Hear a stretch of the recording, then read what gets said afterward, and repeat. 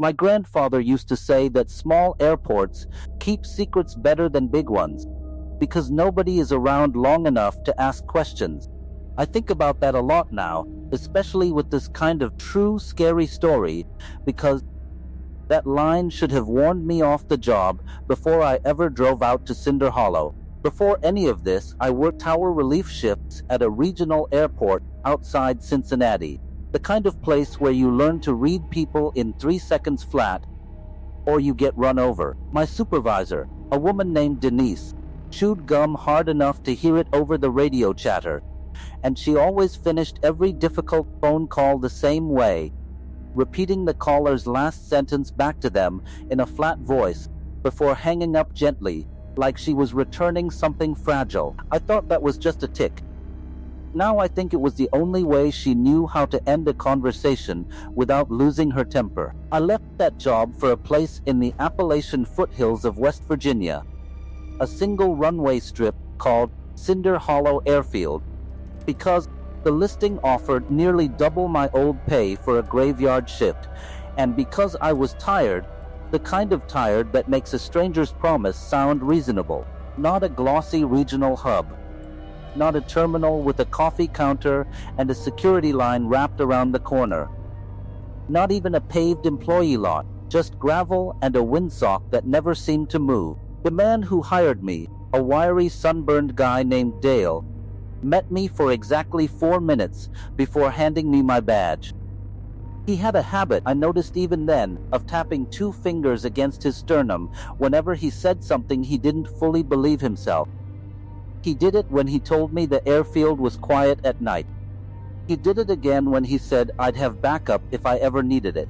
He walked me to a metal supply locker, bolted to the wall behind the single radar console, the kind with a keypad lock gone rusty at the corners, and he punched in a code he wouldn't let me watch.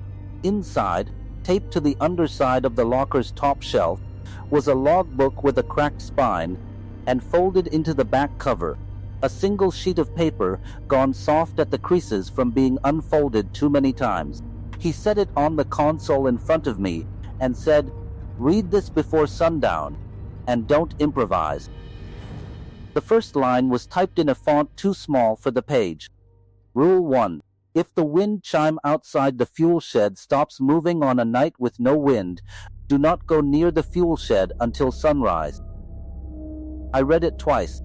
I felt my stomach do something I didn't have a word for yet. For the first hour after Dale left, gravel crunched under his truck tires, and then nothing. Just the hum of the radar console and a wind chime somewhere outside that I hadn't noticed until I was told to watch it. The airfield held 4 small hangars, 1 runway, and a control tower barely 2 stories tall, ringed by pine trees close enough that their shadows reached the tarmac by early evening. I told myself the rule about the chime was some kind of hazing tradition, a story passed down to scare the new hire. I almost laughed about it. Then I looked out the tower window, and the chime, which had been swinging lazily in the evening breeze 10 minutes earlier, had gone completely, perfectly still. I want to be clear that I did not go check on it. I sat back down at the console and pulled the sheet toward me, because if Rule 1 was real, I needed to know what came next before I did anything else. Rule 2 said that between 10 and midnight, a woman would knock on the side door near the hangars, claiming she needed a phone to call for a ride. I was to ask her to recite the last 4 digits of her own phone number before opening the door. If she couldn't, I was to leave the lights off and not answer again that night. Rule 3 was about the radio. After midnight, if a transmission came through asking for landing clearance, I was to check the call sign against a typed list clipped to the back of the logbook before responding. If the call sign wasn't on the list, I was to log it as unreadable and say nothing back. Rule 4 concerned a man named Walter, who maintained the hangars and would arrive sometime past 1 in the morning in a flannel jacket that smelled faintly of diesel and cut grass. I was allowed to speak with him, even share coffee with him, but I was never to shake his hand. A nod would do. Rule 5 was about fog. If it rolled in off the ridge, I was to stay inside the tower, no matter what I heard from the runway. because sound traveled strangely through fog out here, and not everything that called my name from the tarmac would be something I wanted to find. Rule 6 said that before dawn, men identifying themselves as inspectors from the Federal Aviation Office might arrive with their own key. They were allowed to inspect every part of the airfield except the stairwell behind the locked door at the base of the control tower. I was permitted to answer their questions. I was never permitted to let them past that door. I have tried to explain this part to people since, and I cannot. The knock came at 11:14. I checked my watch the way you check a watch when you're hoping it's wrong. Through the side door's small window, I saw a woman in a thin cardigan, no coat despite the cold, hugging herself like she'd been walking a long time. I asked for the last 4 digits of her phone number, the way the rule said to. She blinked at me, smiled in a way that didn't reach anywhere near her eyes, and said she'd left her phone in the car. Did it really matter that much? I left the porch light off and stepped back from the window. She knocked 4 more times, each one a little harder. And then I heard her laughing softly on the other side of the door, a sound with no warmth in it at all, before her footsteps faded toward the tree line instead of the parking lot, which had no path through it that I knew of. That was the last normal hour of the night. A little after 1, Walter arrived exactly the way the rule described him.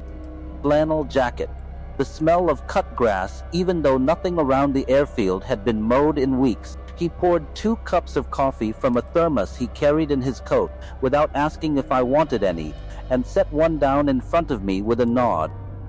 We didn't talk about anything important. He asked how my drive out from Ohio had been. He told me the hangar lights had been flickering for 31 years and nobody had ever fixed them, which struck me as an oddly specific number for a man making small talk. When he stood to leave, he held his hand out of pure habit, the way anyone does after sharing a cup of coffee, and caught himself halfway, pulling it back with an apologetic look that told me he understood exactly why the rule existed, even if he'd never explained it to me.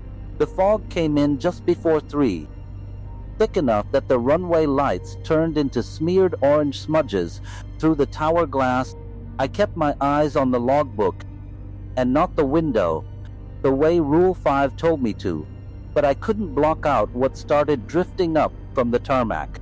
It was my own voice, not an echo, not a recording. My voice, calling out a name I hadn't spoken aloud in years, the name of a coworker who died in a car accident the year before I left Ohio.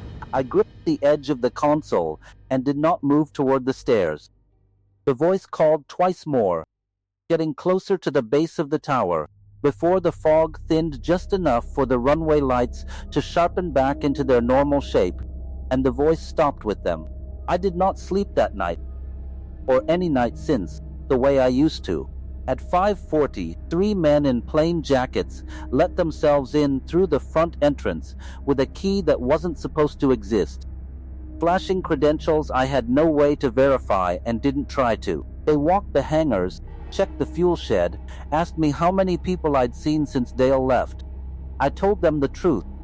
The woman, Walter, the voice in the fog. When the tallest one asked for the key to the stairwell behind the tower's locked door, I told him I didn't have one, which was a lie Dale had apparently anticipated, because the door had no lock at all that I could find, only a handle that simply would not turn no matter how hard any of us pulled.